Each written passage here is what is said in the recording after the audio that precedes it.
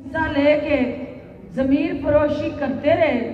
ان کی بیٹی اگر ایک خاندان سے وفاداری کر رہی ہے اور پاکستان مخالف بیانیے کو پروموٹ کر رہی ہے تو آپ کا تو قصور ہی کوئی نہیں ہے. کنیزوں کا کام ہی راج کماری کے شاہی فرمان کو آگے بڑھانا ہے. تو آپ جو کر رہی ہیں آپ شاہی فرمان کو آگے لے کے چل رہی ہیں.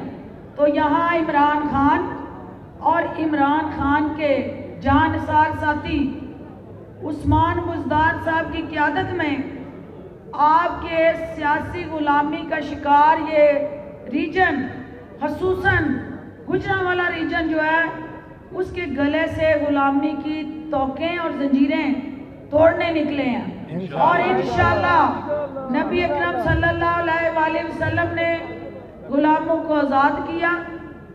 گوجرانوالہ کے سیاسی غلام جب ان خاندانوں سے آزاد نہیں ہوتے نہ عمران خان کا مشن مکمل ہوگا اور نہ عثمان بزدار کا اور نہ یہاں پی ٹی آئی کی قیادت کا.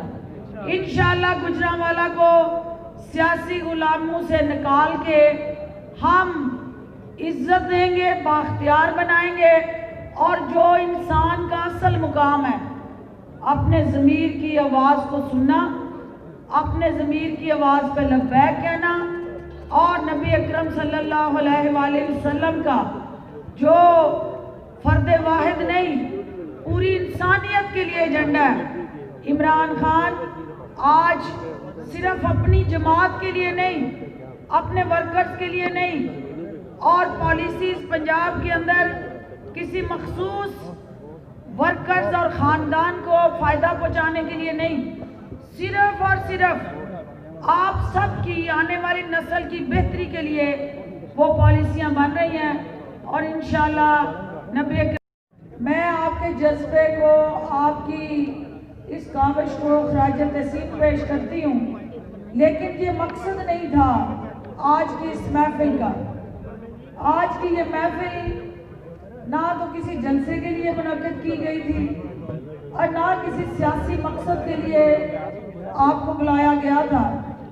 آج کا صرف اور صرف واحد مقصد اور محور جو تھا وہ نبی اکرم صلی اللہ علیہ وآلہ وسلم کی شان میں جو آپ نے دن رات قصیدے پر یہ بھائی کر رہے ہیں. کسی کی سیکیورٹی نہ نہیں، یہ آج صرف یہاں ایک ہی نعرہ لگے گا اور وہ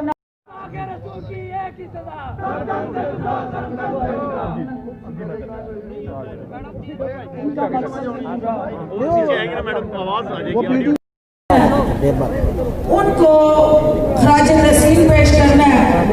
میں آپ کے جذبے کو، آپ کی اس کاوش کو خراج تحسین پیش کرتی ہوں. لیکن عثمان بزدار صاحب نے شان مصطفیٰ حضرت محمد صلی اللہ علیہ وآلہ وسلم کہ رحمت للعالمین سیرت طیبہ اور اقوال زمین سے جڑے. میڈم نیچے بیٹھ جائیں، آڈیو نہیں آ رہی، آڈیو نہیں آ رہی.